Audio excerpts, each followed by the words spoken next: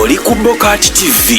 Leero enkya ne luli BOCAT TV. Nkwaniriza nnyo ate mpozi ku BOCAT TV walekwera mpozi ngate otulaba nze SULA SSENYONGA. Batufunira ku mukutu gwaffe guno gwennyini tubagamba mwengere okulira mpozi nga musharinga video zaffe. Ate naba subscribinga ate mpozira o sharinge o likinge o commentinge ku video zaffe zibataddeyo osobola okulira mpozi ngate oyongezayo obubaka bwaffe ne biki bye tubawa olunaku olulamba lonna. Nkukubiriza gwe yagala okubeera mpozi ng'olya ku mbuzi ey'enjawulo ku Kabuzi restaurant ebwayise wali eri beboka abajja kuwa embuzi ey'omulembe mu buli mutendera gw'obeera oyagadde. Omutendera gwonna gw'oyagala gwe bakuwa ensiike, enjoche, ekyenda, eristimudi n'ebirala bingi nnyo ko n'akakoko akawoomu. Kale gendayo bwayise wali eri emabega wa Cas Club awo ku Cas Club Park y'empya oba basanga oba bakubire ku noti 75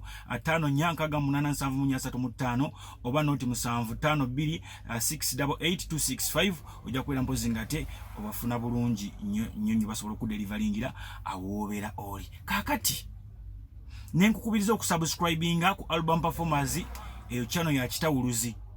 Nenkukubiriza okusubscribinga ku channel ya Lana Sophie oyo muyimbi. Imuberinga naye mumuwagira enyimba ze jeziri atebere muziwuliza bulungi nyimba nnungi ziwoma. Kale onako olwalero nze n'omukyala Nambooze Betty Nambooze bakireke ono mukyala we mubaka we mukono mbaka omukyala yavuddeyo n'agamba n'ayogera ku Lumbuye. Jebuvuddeko naawo mu biseera bya campaign omukulu Lumbuye yagenda n'awa list n'agamba waliwo abantu ndowooza mbutuufu nga bo bali beetaaga okufa ensi okubaako nga weeterera kwaba yali agamba kwe kwali n'omukyala Betty Nambooze. Kakati ye Betty Nambooze avuddeyo n'agamba newankubadde Lumbuye yanjagaliza okufa nenze ate sobola kusaidinga na gavumenti kugamba nti bakwate Lumbuye lwa nsonga ekyo kinaatandika bagenda kikozesa nga akagenderere nga buli ali ebweru n'ayogerako nga bagenda bamunona nga bamuvunaana ku misango gy'ataddiza na wano. Nagamba nti abaana gye bali nnyo abali mu diaspora abali ku kyeyo abaana bali staka mu Saudi Arabia Oman wa bali staka bagala kudda waka. Naye omukulu Min.Oryem alemedde ogenda okubanona ayagala kunona Lumbuye. Kati yenga ye omukyala Nambooze bakireke madamu tichi agamba kano kasonga katoka abasajenti wani wadde ofuna sajenti ani awo sajenti Nampala n'agenda n'akola ki n'ayogera ensonga ezo wezo. Kale kasooke mba video ya mukyala Betty Nambooze bakireke. Owolereza bw'anakozesa office ya Foreign Affairs ng'agikozesa ku deportinga bannayuganda ajja kuba malayo abaana baffe ebweru abagenda okwenoonyeza 10. Owolereza waliwo bannayuganda abali e Dubai abakaaba abaagala okudda kuno bo banona ddi bali stranded mu biyumba by'abawalabu baliyo babatulugunya toboogerako mbugwe gwe n'ekifuba ekyo kyonna ky'olina ekigazi bwe kiti no Museveni yakuwa obwa minisita mbukuba walera Muhoozi no minisita omulamba noyogerako eri eggwanga ng'oyogera ku Lumbuye nammwe mutuleke wabale tosobola kufunayo sajenti yenna ka polisi kawa Namasuba awo wewato n'ayogera gwe minisita omulamba former first son kitawe yafugako ne ku Uganda twabaterawo netteeka bannayuganda baba wa ssente nga mu abaali abaana baba president wotwo bw'otusasula abantu baffe badduse bagenze kunoonya mirimu embeera eri wano mbinya abavubuka tebalina kye bakola basazeewo baleme okubba bagenze ebweru naye batuuka ebweru ne balaba ebirungi ne babiraba nti bisoboka wano e Uganda ne bakozesa enkola eriwo ne boogera ku bibi ebiri ewaabwe. Olwo kakati mutandise okukola pulaani mugende nga mubawambe mubazze wano ngolowooza nange Nambooze kakati ono gwe tutandikiddeko Lumbuye yavuma Nambooze kakati Nambooze agenda tuwagira nze sigenda kuba ku saidi emu ne Museveni ne bwe ndi musanga muggulu ngenda kwekanda ganfulume ngende muheero ne bwe ndi musanga muggulu nga mmanya nti ne Katonda naye ali enguzi. Lumbuye afuuse Lumbuye yekoledde erinnya mbadde mumanyi ku social media kukka kati n'abajeno media bamufunye. Mama wange tata wange abadde eri ng'awuliza kaledi abadde kati yebuza Lumbuye yaani. Lumbuye atandise okubeera ng'ategeerekeka bwe bahiiti ye akoze eki agikubye era bino Lumbuye bwabiviramu bw'ate kagenda kukuba bivulu America wa bamutwala ng'omusajja akyasinza okuteeka ensi ku bunkinke. But anyway, Nambooze mutuufu. Nabadde njogerako n'omusajja wa mitima atwala abaana bweru kubajjanja b'emitima. Naye agamba struggling okufuna ssente. So singa government evaayo n'emuyambako osanga yabata struggling nga nnyo. Naye kino kyakola kiyamba abaana buno bwana obuto. Agamba yamba abaana between 0 age to myaka 18 bayamba okubalongoosa emitima. Agamba abamu olusikale kitukwata bubi Allah n'agera ne bafa. Naye abasinze bakoze eki bawonye. Abajja mu Uganda mu bitundu byonna. Mukulu ono mubuuzaako nnyo. Saalongo bale nnyo. Saalongo bali kubeera mpozi nga te oyamba abantu. Saalongo ani wano kasooka enkibiri linnya erimu ndyerabidde.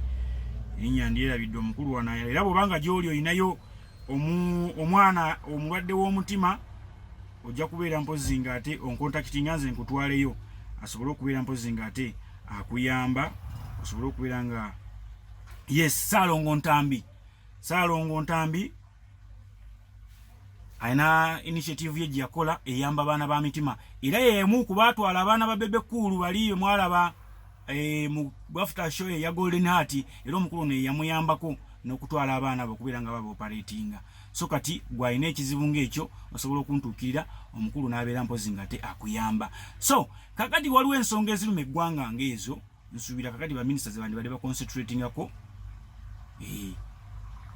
Polisi yansanyusiza bali this time teboogedde nnyo.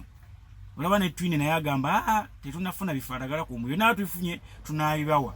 Ate nga mukulu ekitongole kyakulya kyakunoonyereza weewaawo nga kikola munda muno. Yani badde abaako kyeyogera omukulu enanga naye tetunamufuna ne kale emisango 15 bw'anaabeera agigize gye tumuvunaana. So nga temunaleeta Lumbuye mulowooze ku bannayuganda abali ebweru, mulowooze ku bannayuganda abali mu diaspora, mulowooze ku bannayuganda abalwadde b'emitima abatalina ddagala. Tulwanyise ekirwadde kino. Abantu emirimu gyesiba, abakubi b'ebivulu, abamabaala, restaurant ezimu kati zikola naye tezikola nga bwe zandibadde zikola nti waliwo ezakolanga 24 hours. Kati nga zikola just 11 hours oba 10 hours. Sente ziba tezivaayo rent abatavaayo. So kati tukonsentratinge ku bintu ebyo. Lumbuye bamuleke bamuve nako.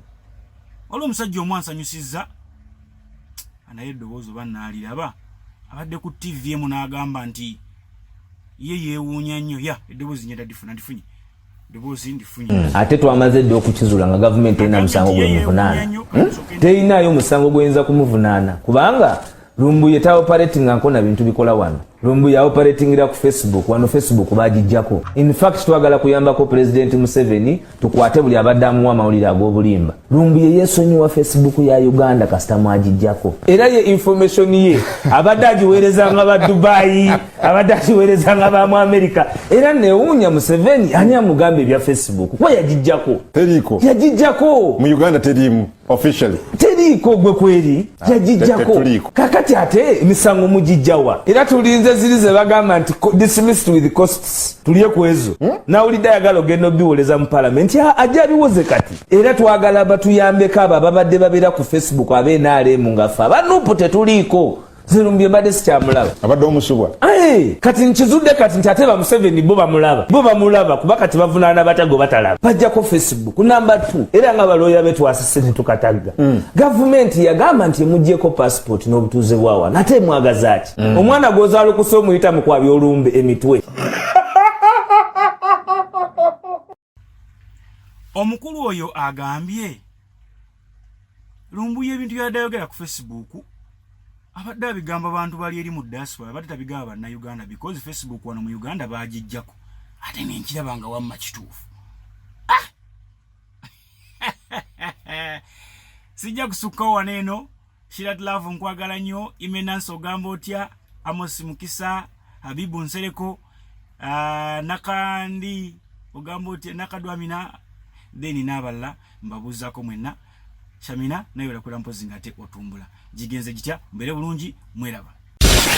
Oli ku BOCAT TV leero enkya na luli BOCAT TV.